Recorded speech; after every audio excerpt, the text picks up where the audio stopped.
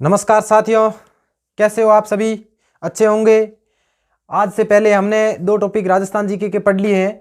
आज तीसरा टॉपिक पढ़ने जा रहे हैं। इससे पहले अपन ने सबसे पहले शुरुआत में पढ़ा था पहला टॉपिक, जो दूसरे उसके बाद में कल की क्लास के अंदर पहनावा पढ़ा था, और आज अपन पढ़ रहे हैं नया टॉपिक संत और संप्रदाय। दोस्तों, एग्जाम की दृष्टि से मोस्ट इंपॉर्टेंट टॉपिक है। देखिए, इसी टॉपिक से 2 से 3 क्वेश्चन एग्जाम के अंदर पूछे जाते हैं। हर एक एग्जाम में ये टॉपिक आता ही आता है, इसलिए मैं इस टॉपिक को उठा रहा हूं। और दोस्तों, ये बात आपको पता होगी कि संत संप्रदाय बहुत कठिन पड़ता है, उसको अपन इजी लैंग्वेज में पढ़ने की कोशिश करेंगे। ठीक है दोस्तों, तो चलते हैं दोस्तों संत संप्रदाय पर। आज टॉपिक पढ़ रहे हैं संत और संप्रदाय।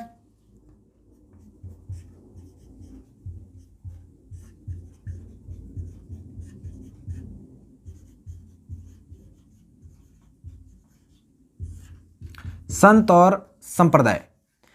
संत क्या होता है आप सभी को पता है, और संत जो अपने नाम पर संप्रदाय चलाते हैं। जैसे जाम्बोजी थे, जाम्बोजी ने अपने हिसाब से एक संप्रदाय चलाया था जिसका नाम था विश्नोई।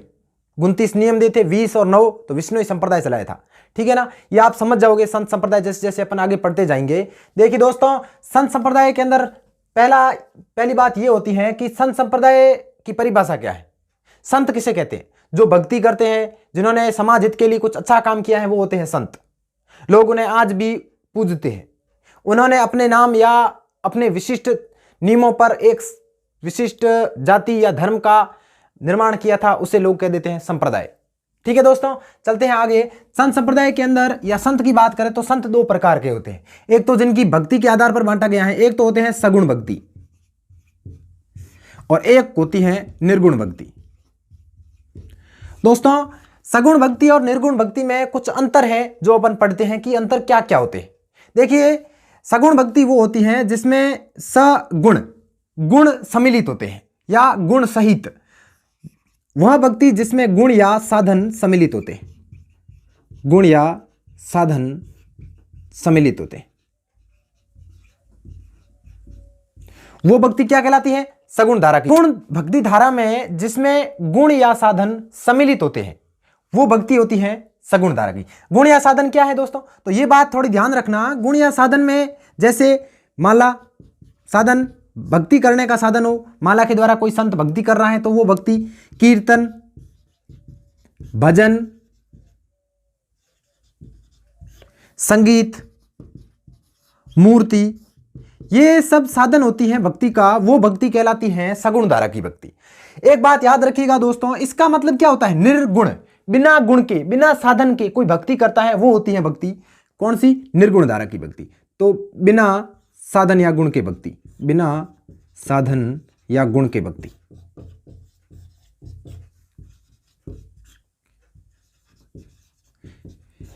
इसमें किसी साधन का प्रयोग नहीं किया जाता है, बस एकमात्र किसी चीज को या संत को भगवान मान लेते हैं और उसकी पूजा की जाती है।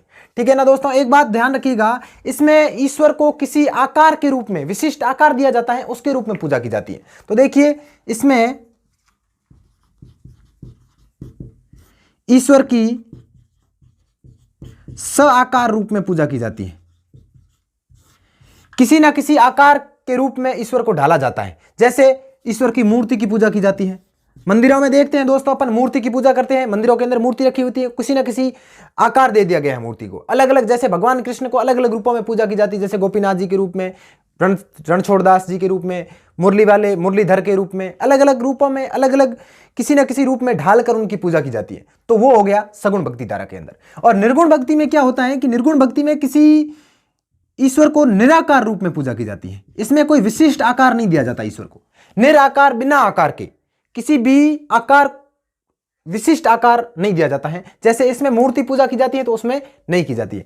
इसमें संत की समाधि को महत्व दिया जाता है, संत की समाधि को महत्व दिया जाता है।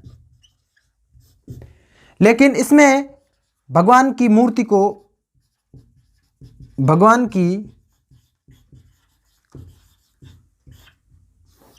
की मूर्ति को महत्व दिया जाता है। ठीक है दोस्तों, ये कुछ अंतर थे सगुण और निर्गुण में। सगुण का मतलब जिसमें गुण या साधन सम्मिलित हो, निर्गुण गुण या साधन सम्मिलित न हो। गुण या साधन क्या होते हैं? जैसे भजन, कीर्तन, संगीत, माला, मूर्ति।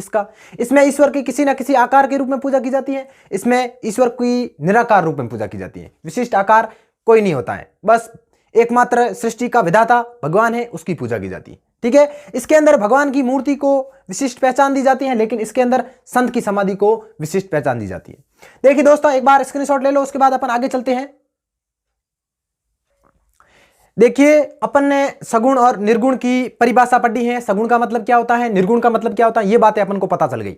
अब सगुण धारा के कुछ मैं संतों के नाम लिख रहा हूं, निर्गुण धारा की कुछ संतों के नाम लिख रहा हूं, तो ध्यान रखना। एक तो सगुण धारा की सबसे बड़ी कवयित्री, राजस्थानी ग्रंथों की रचना की थी इन्होंने, मीराबाई। एक दोस्तों वागड़ की मीरा गंवरीबाई, गंवरीबाई ये भी वागड़ क्षेत्र अर्थात डूंगरपुर बांसवाड़ा की बहुत बड़ी कवयित्री रह चुकी है, संत रह चुकी है। इन्होंने अच्छी भक्ति की थी, भगवान कृष्ण की थी दोनों ने भक्ति। एक है दुर्लभ भक्त कवि, दुर्लभ भक्त कवि दुर्लभ। इनके बारे में दोस्तों ध्यान रखना, एक ही आपको फैक्ट याद रखना है कि राजस्थान का नृसिंह किसे कहते हैं, तो किन्हें कहते हैं? भक्त कवि दुर्लभ को। इन्होंने भी भगवान विष्णु जी की नृसिंह अवतार के रूप में पूजा की थी। भगवान कृष्ण की मान लो, भगवान विष्णु जी की मान लो, राम जी की मान लो, सभी अवतार एक ही है।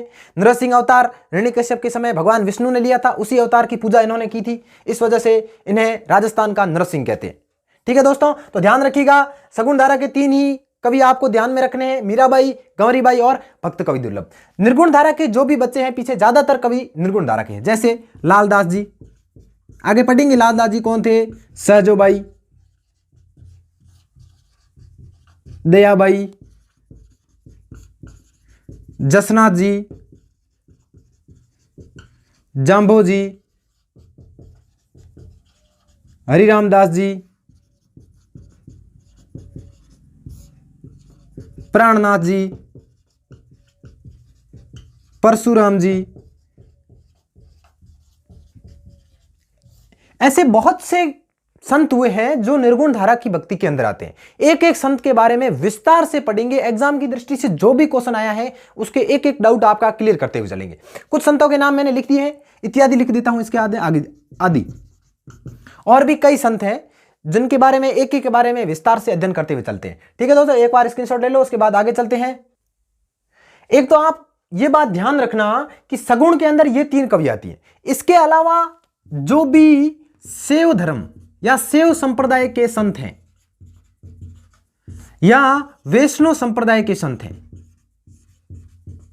वो सभी संत सगुण धारा की भक्ति के अंदर आते हैं। ये बात ध्यान रखना।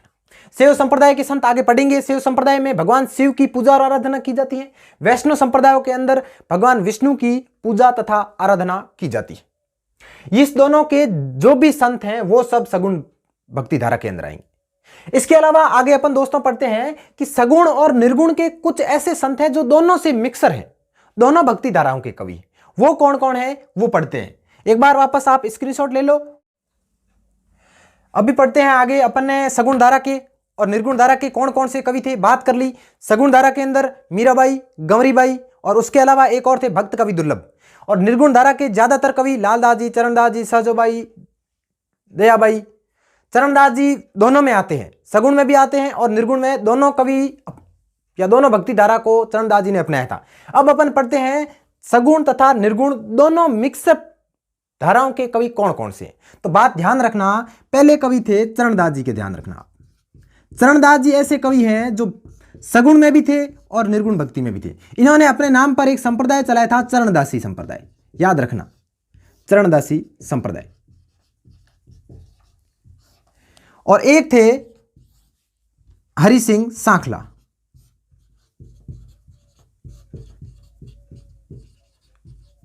हरि सिंह सांखला बाद में हरिराम दास जी के नाम से भी प्रसिद्ध हुए थे। इन्होंने संप्रदाय चलाया था, वो था निरंजनी संप्रदाय।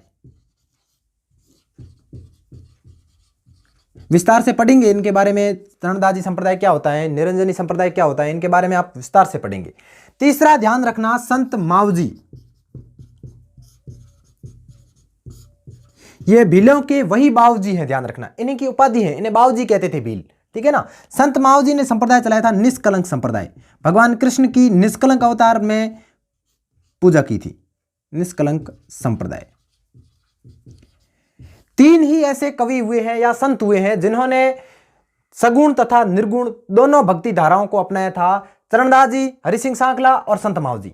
चरणदास जी ने संप्रदाय चलाया था चरणदासी, इन्होंने चलाया था निरंजनी संप्रदाय और निष्कलंक संप्रदाय। याद रखना, बहुत काम आएगा, कई बार एग्जाम के अंदर क्वेश्चन भी आ चुका है। निम्न में से कौन सा सगुण तथा निर्गुण दोनों भक्तियों का कवि नहीं है, इसमें एक और ऑप्शन डाल देगा, वो आंसर हो जाएगा, ठीक है। आगे चले, अब नॉर्मल बेसिक जानकारी अपन को प्राप्त हो गई कि सगुण भक्ति क्या होती है, निर्गुण क्या होती है, सगुण के कौन से कवि हैं, निर्गुण के कौन से कवि हैं, दोनों के कौन से कवि हैं या संत हैं। अब अपन चलते हैं विशिष्ट संप्रदाय के बारे में। सबसे पहले आज शुरुआत करेंगे अपन शैव संप्रदाय के बारे में। आप एक बार स्क्रीनशॉट छोटा सा ले लो, उसके बाद में शैव संप्रदाय की पहला संप्रदाय पढ़ते हैं, शैव संप्रदाय। मैंने अभी आपको एक बात बताई थी कि शैव संप्रदाय है जो सगुण भक्ति धारा का संप्रदाय है, ये बात आपने अभी पढ़ी थी। तो आगे अपन शैव संप्रदाय के बारे में बात कर, पहला संप्रदाय पढ़ रहे हैं शैव संप्रदाय। शैव से मतलब अर्थ से ही आपको पता चल रहा है कि शैव का मतलब भगवान शिव की पूजा तथा आराधना की जाती है इस संप्रदाय के अंदर। तो पहली बात तो ये नोट कर लो कि भगवान शिव की पूजा और आराधना इस संप्रदाय के अंदर की जाती है, भगवान शिव की पूजा व आराधना की जाती है इस संप्रदाय के अंदर। यह बात ध्यान रखना, थोड़ी सी शैव से भी पता चल रहा है आपको। एक टेक्निकल वर्ड है, थोड़ा ध्यान रखना इनके बारे में, नयनार, एग्जाम के अंदर पूछ चुके हैं नयनार क्या है। तो जो शैव संत दक्षिण भारत के होते हैं उन्हें नयनार कहते हैं, दक्षिण भारत के शैव संतों को नयनार कहा जाता है, शैव संतों को नयनार कहते हैं। ये टेक्निकल वर्ड है, आपके काम आएगा, एग्जाम के अंदर कई बार पूछ चुके हैं, इंपॉर्टेंट डाल लेना इस पर। आगे चलते हैं, देखिएगा इस शैव संप्रदाय को आगे चलकर 5 संप्रदाय में बांटा गया है। पहला है नाथ संप्रदाय,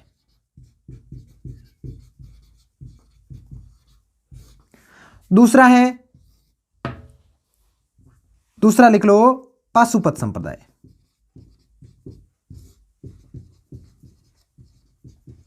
इसी संप्रदाय को लकुलिश नाम से भी जाना जाता है, भगवान विष्णु के शिव के लकुलिश अवतार की इसमें पूजा की जाती है, ठीक है ना। तीसरा है कापालिक संप्रदाय,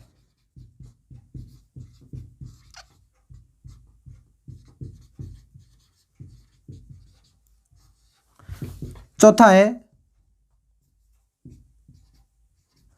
कश्मीरी शैव संप्रदाय,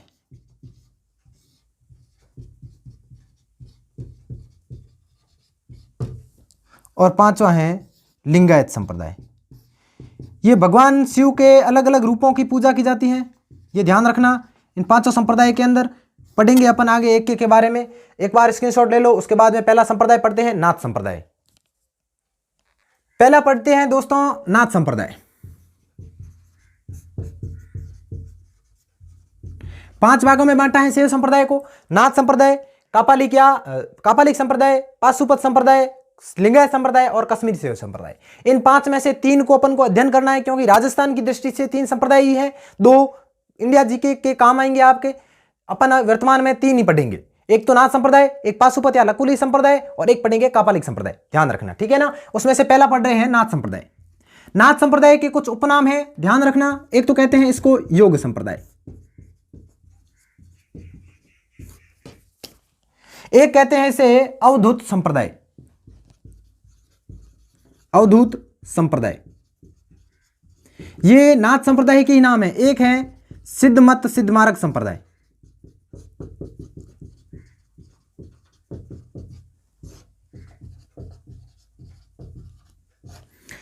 योग का मतलब इस संप्रदाय के अंदर योग को महत्व दिया जाता है, योग क्रिया को।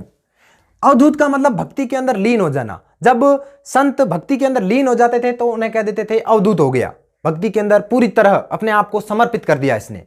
सिद्ध मत और सिद्ध मार्ग का मतलब होता है अच्छा मत, अच्छी बुद्धि और एक अच्छा मार्ग है योग का मार्ग। ठीक है ना। तो ये 3 उपनाम है, योग संप्रदाय, अवधूत संप्रदाय, सिद्धमत सिद्ध योग संप्रदाय, ठीक है ना। तो थोड़ा ध्यान रखना, इनके उपनाम है। इसके प्रवर्तक, सबसे इंपॉर्टेंट बात है, इस संप्रदाय के प्रवर्तक मत्स्येंद्र नाथ को माना जाता है। इनके भी अलग अलग नाम मिलते हैं, जैसे योगिनी कोल, तिब्बत के अंदर इन्हें लुई सिद्धवार नाम से भी जाना जाता है।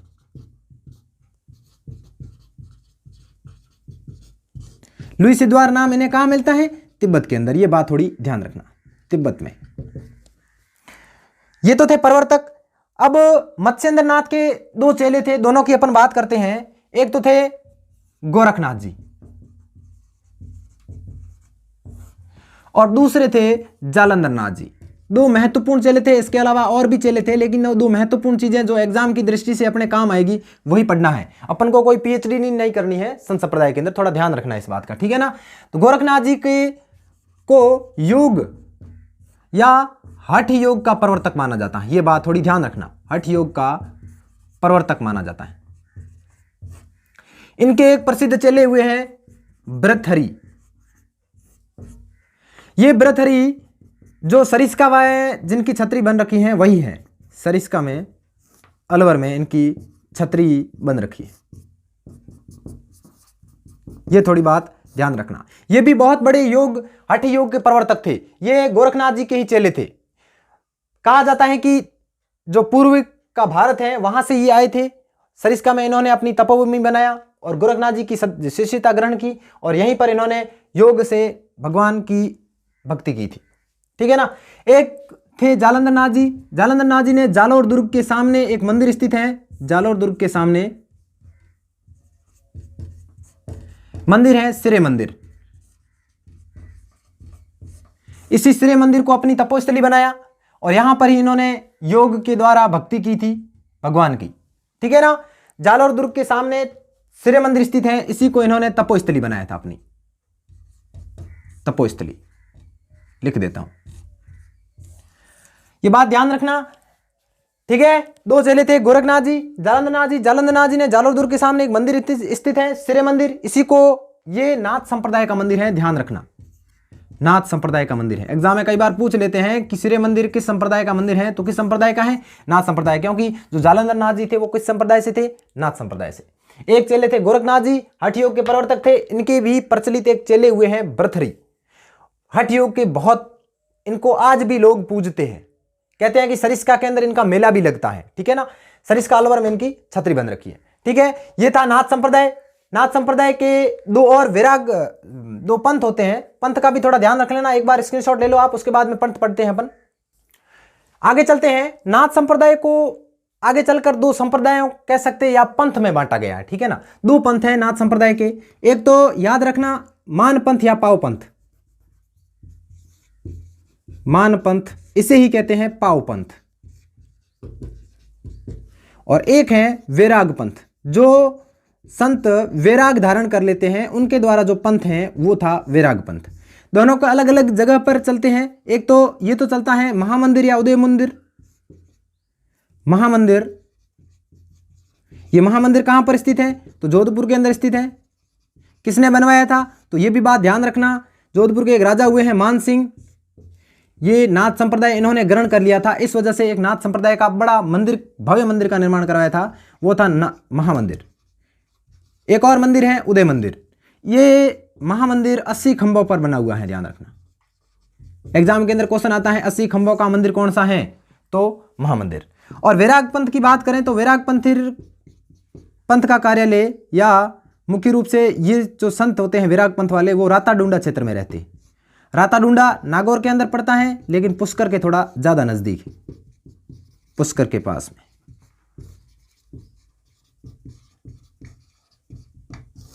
ठीक है। 2 पंथ थे, कौन कौन से? मान पंथ या पाव पंथ और वैराग पंथ। मान पंथ का मुख्य रूप से जो है महामंदिर और उदय मंदिर में स्थित है, जोधपुर के अंदर है, 80 खंभों का मंदिर है। और इसका निर्माण महामंदिर का मान सिंह ने करवाया था। ये वही मान सिंह है जो कृष्णा कुमारी विवाद से जुड़े हुए थे। आगे पढ़ेंगे कृष्णा कुमारी विवाद क्या होता है, क्या था। वैराग पंथ मुख्य रूप से राताडूंडा, नागौर, पुष्कर के पास में स्थित है। ठीक है, ध्यान रखना इन दोनों के बारे में, एग्जाम के कई बार पूछ लेते हैं इससे क्वेश्चन। एक बात आपसे और करना चाहता हूं नाथ संप्रदाय के अंदर कि जो योग इस नाथ संप्रदाय के अंदर मुख्य रूप से किसकी योग ही किया जाता है। योग का जो मूल प्रवर्तक किसे कहते हैं, तो ये बात ध्यान रखना, योग का मूल प्रवर्तक, योग का प्रवर्तक किसे माना जाता है, भगवान शिव को माना जाता है। यह बात थोड़ी ध्यान रखना। आप सभी को वैसे पता होगी भगवान शिव स्वयं बहुत बड़े योगी हुआ करते थे, भगवान शिव को माना जाता है। भगवान शिव बहुत बड़े स्वयं योगी थे। और एक बात और है कि जो नाथ संप्रदाय का मंदिर होता है उसे मठ कहा जाता है, यह भी बात थोड़ी ध्यान रखना। नाथ संप्रदाय के मंदिर को क्या कहते हैं, मठ कहते हैं। वापस रिकॉल कर देते हैं, देखो नाथ संप्रदाय पढ़ रहे थे, नाथ संप्रदाय का प्रवर्तक किन्हें कहा जाता है, मत्स्येंद्र नाथ जी को। अन्य नाम क्या क्या है, योगी निकोल, लुई सिद्धवार, तिब्बत के अंदर भी कहते हैं इनको। नाथ संप्रदाय के कुछ उपनाम पढ़े थे अपन ने, जैसे योग संप्रदाय, अवधूत संप्रदाय, सिद्धमत सिद्ध योग संप्रदाय, ये पढ़े थे। इसके ही उपनाम है, एग्जाम में कई बार पूछ लेते हैं। नाथ संप्रदाय ना देकर सीधा देते हैं अवधूत संप्रदाय के प्रवर्तक कौन है, तो मत्स्येंद्र नाथ। इस बात का थोड़ा ध्यान रखना, ठीक है। मत्स्येंद्र नाथ के दो चेले पढ़े हैं, एक तो गोरखनाथ जी, जालंधर नाथ जी। गोरखनाथ जी हठ योग के प्रवर्तक थे, इनके भी एक बहुत प्रचलित चले हुए हैं, नाम है भरथरी। भरथरी का मंदिर या छतरी कहां स्थित है, तो सरिस्का अलवर के अंदर। और भरथरी स्वयं भी हठ योग के प्रवर्तक थे। हठ योग का मतलब योग हठ पूर्वक करते थे। जब तक भगवान की प्राप्ति लगातार नहीं होती थी या भगवान या ज्ञान की प्राप्ति नहीं होती थी तब तक योग करते रहते थे, ठीक है ना। सबसे बड़ा योग का प्रवर्तक किसे कहते हैं, तो भगवान शिव को कहते हैं, यह बात भी ध्यान रखना। जालंधर नाथ जी की तपोस्थली जालोर दुर्ग के सामने एक मंदिर बन रखा है, श्रेय मंदिर, जो नाथ संप्रदाय का प्रमुख मंदिर है, उसी को इन्होंने अपनी तपोस्थली बनाया। कहते हैं कि अपन लोक देवताओं में पढ़ा था तलीनाथ जी इन्हीं के चेले थे, ध्यान रखना, ठीक है ना। तलीनाथ जी जो जालोर के अंदर प्रचलित लोक देवता के रूप में पूजे जाते हैं, वही तलीनाथ जी, ठीक है। नेक्स्ट अपन ने एक चीज पढ़ी है, नाथ संप्रदाय को आगे चलकर दो पंथों में बांटा गया, एक तो मान पंथ या पाव पंथ। मान पंथ या पाव पंथ मुख्य रूप से महामंदिर उदय मंदिर जोधपुर के अंदर चलता है, और इसी महामंदिर 80 खंभों में बना हुआ है, ध्यान रखना, ये इंपॉर्टेंट बात है। और इस महामंदिर या उदय मंदिर का निर्माण किसने कराया था, तो मान सिंह ने। और मान सिंह स्वयं नाथ संप्रदाय उन्होंने ग्रहण कर लिया था।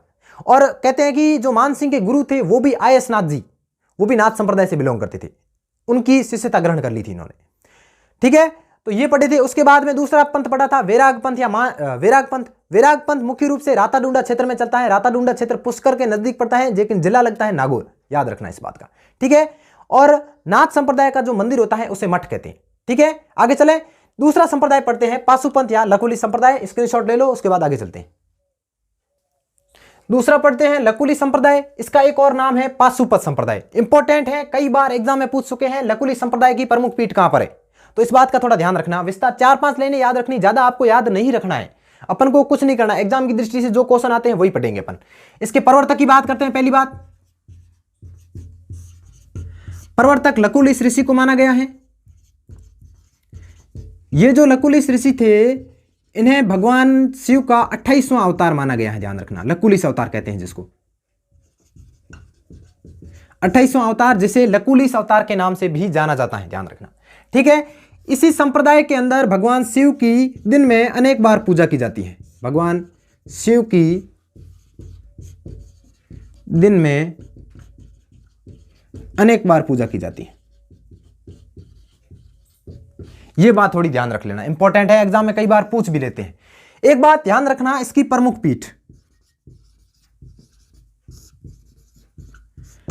पीठ आगे हिस्ट्री में भी बताऊंगा आपको। मेवाड़ के उदयपुर में कैलाशपुरी गांव पड़ता है, वहां पर स्थित है एकलिंग नाथ जी। एकलिंग नाथ जी, ये कैलाशपुरी उदयपुर में इनका भव्य मंदिर बन रखा है, कैलाशपुरी गांव उदयपुर। और इस मंदिर के निर्माण की बात करें तो इस मंदिर का निर्माण बप्पा रावल ने कराया था, जो गुहिल वंश का संस्थापक था। और कहते हैं कि ये गुहिल वंशी अपने आप को एकलिंग नाथ जी का दीवान मानते। और मेवाड़ का अगर कुल देवता की बात करें तो कौन है, एकलिंग नाथ जी, ये बात ध्यान रखना। एकमात्र मंदिर है राजस्थान के अंदर, कैलाशपुरी उदयपुर के अंदर स्थित है एकलिंग नाथ जी का मंदिर। उसके अलावा चित्तौड़गढ़ दुर्ग में भी बन रखा है, लेकिन जो इंपॉर्टेंट मंदिर है, पूछा जाता है एग्जाम में, वो है कैलाशपुरी उदयपुर वाला, ठीक है। आगे चले, आगे एक बात ध्यान रखना, जो बप्पा रावल के गुरु थे हरित ऋषि, उनका भी संबंध कौन से संप्रदाय से था, लकुलिश या पाशुपत संप्रदाय से, ध्यान रखना। हरित ऋषि का संबंध भी इसी संप्रदाय से था, ठीक है ना। तो ध्यान रखना इनके बारे में, इस संप्रदाय के बारे में 4 बातें ही ध्यान में रखनी है आपको, ठीक है ना।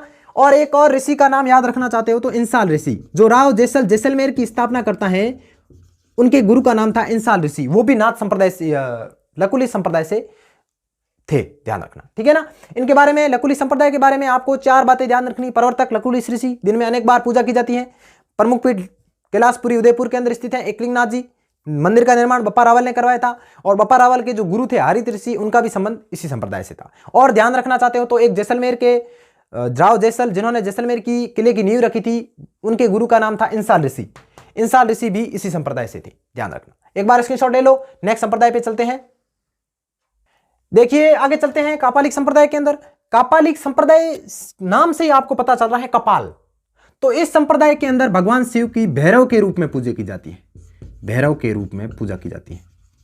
यह बात थोड़ी ध्यान रखना, ठीक है। ये जो संत होते हैं वो पहली बात तो शमशानवासी होते हैं, यह ध्यान रखना। दूसरी, तांत्रिक होते हैं। शमशान और तांत्रिक दोनों हैं तो जाहिर सी बात है कि अघोरी बाबा होंगे। अघोरी बाबा उन्हें कहते हैं जो अघोरी, उन्हें कहते हैं जो शमशान के अंदर निवास करते हैं, तांत्रिक होते हैं। एक और बात ध्यान रखना, खोपड़ी के अंदर सुरापान करते हैं, खोपड़ी में सुरापान करते हैं। नरबली पर विश्वास रखते हैं।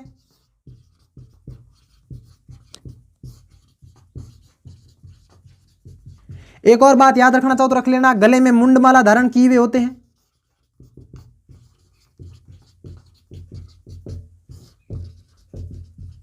ये कुछ बातें ध्यान रखना कापालिक संप्रदाय के बारे में, नहीं पूछा जाता एग्जाम में, बस ठीक है। भैरव के रूप में पूजा की जाती है भगवान शिव की, ये बात थोड़ी ध्यान रखना। शमशानिक होते हैं, तांत्रिक होते हैं, अघोरी बाबा, खोपड़ी में सुरापान करते हैं, नरबली पर विश्वास रखते हैं और गले में मुंडमाला धारण किए हुए होते हैं। ये अपन ने 3 संप्रदाय पढ़ लिए, नाथ संप्रदाय, लकुलीश्वर पाशुपत संप्रदाय, कापालिक संप्रदाय। इसके अलावा 2 संप्रदाय और होते हैं, एक तो लिंगायत संप्रदाय, एक होता है कश्मीरी शैव संप्रदाय। लिंगायत संप्रदाय में शिवलिंग की पूजा की जाती है और शिवलिंग की मुख्य रूप से दक्षिण भारत के अंदर पूजा की जाती है। और कश्मीरी शैव संप्रदाय मुख्य रूप से कश्मीर के अंदर जो शैव संप्रदाय चलता है उसे कश्मीरी शैव संप्रदाय कहते हैं। इनके बारे में आपको इतना ही ध्यान रखना है, ठीक है दोस्तों। तो ये आज अपन ने नाथ संप्रदाय पढ़ा है। उसके अलावा सगुण और निर्गुण भक्ति धारा पढ़ी थी शुरुआत में। निर्गुण भक्ति के कौन कौन से संत थे, सगुण भक्ति के कौन से मिक्सअप कौन से थे। उसके अलावा शैव संप्रदाय, वैष्णव संप्रदाय के संत सभी सगुण में आते हैं। सबसे पहला अपन ने स्टार्ट किया है शैव संप्रदाय। शैव संप्रदाय के 5 पार्ट पढ़े थे, 5 में नाथ संप्रदाय, नाथ संप्रदाय के बाद लकुलिश, कापालिक, लिंगायत के बाद में लास्ट संप्रदाय पढ़ा था कश्मीरी शैव। नाथ संप्रदाय के अंदर बात की प्रवर्तक कौन थे, चेले कौन थे, पंथ कौन कौन से चलाए हैं, क्या क्या कहते हैं, इनके बारे में जानकारी प्राप्त की। लकुलिश के अंदर अपन ने पढ़ा था एकमात्र पीठ है एकलिंगनाथ जी कैलाशपुरी उदयपुर के अंदर, ठीक है। उसके बाद में लास्ट अपन ने पढ़ा है कापालिक, भैरव के रूप में भगवान शिव की पूजा की जाती है, ठीक है। तो आज की क्लास के अंदर नाथ संप्रदाय अपना पूरा हो गया। देखिए दोस्तों, आपको ये वीडियो पसंद आया होगा। देखिए कल अवकाश रहा था, कल की छुट्टी इसलिए रही थी कि थोड़ी स्वास्थ्य में सुधार नहीं था, इस वजह से क्लास नहीं हो पाई थी। आज अपन ने क्लास ली, आज के बाद रेगुलर रहेगी ये क्लास। देखिए दोस्तों, आपको ये वीडियो अच्छे से समझ में भी आया होगा, मैं ये आशा करता हूं। और अगर समझ में आया है तो अपने दोस्तों को शेयर करना, आप भी लाइक करना। अगर सब्सक्राइब नहीं कर रखा है तो सब्सक्राइब भी कर लेना और बेल आइकन की घंटी को थोड़ा दबा देना ताकि नई नोटिफिकेशन कोई भी आए तो सबसे पहले आपको मिले, ठीक है दोस्तों। नमस्कार।